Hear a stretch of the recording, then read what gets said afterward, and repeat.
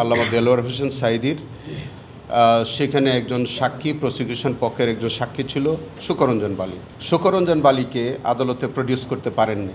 শুকরঞ্জন বালির একটি দুঃখজনক ঘটনা আমাদের ট্রাইব্যুনালের মধ্যে ঘটেছিল, আপনাদের যদি মনে থাকে, এবং আমরাও যেটুকুন আমরা তখনকার পত্রপত্রিকা জেনেছিলাম যে আমাদের একজন বরেণ্য আলেম আল্লামা দেলোয়ার হোসেন সাঈদীর সেখানে একজন সাক্ষী, প্রসিকিউশন পক্ষের একজন সাক্ষী ছিল শুকরঞ্জন বালি।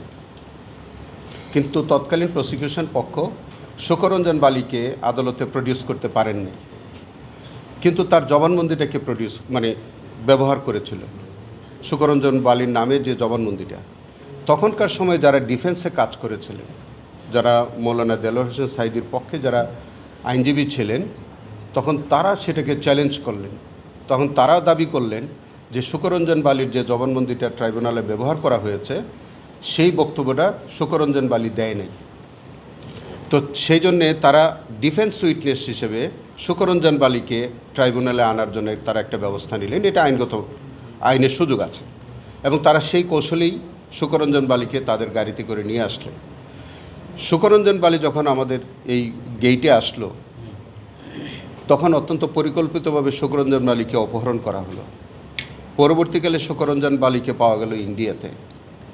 তাহলে এই যে শুকরঞ্জন বালিকে বাংলাদেশের হাইকোর্টের গেট থেকে অপহরণ করা, পরবর্তীতে তাকে ইন্ডিয়াতে পাওয়া যাওয়া, এবং এইটা একটা সুস্পষ্ট একটা পেনাল অফেন্স।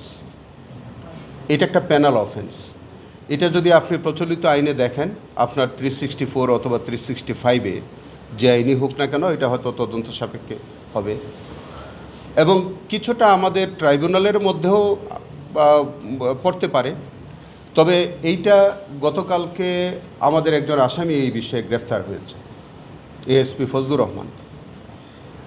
তাকে আদালতে নেওয়া হবে, পরবর্তীকালে হয়তো তাকে জিজ্ঞাসাবাদ করা হবে। জিজ্ঞাসাবাদ করার পরে তার কাছ থেকে প্রাপ্ত তথ্যের ভিত্তিতে শুকরঞ্জন বালির ঘটনাটা কী, সেটা হয়তো উদ্ঘাটিত হবে, এবং সেই অনুযায়ী প্রয়োজনীয় আইনগত ব্যবস্থা যেখানে নেওয়ার সেটি হয়তো হবে।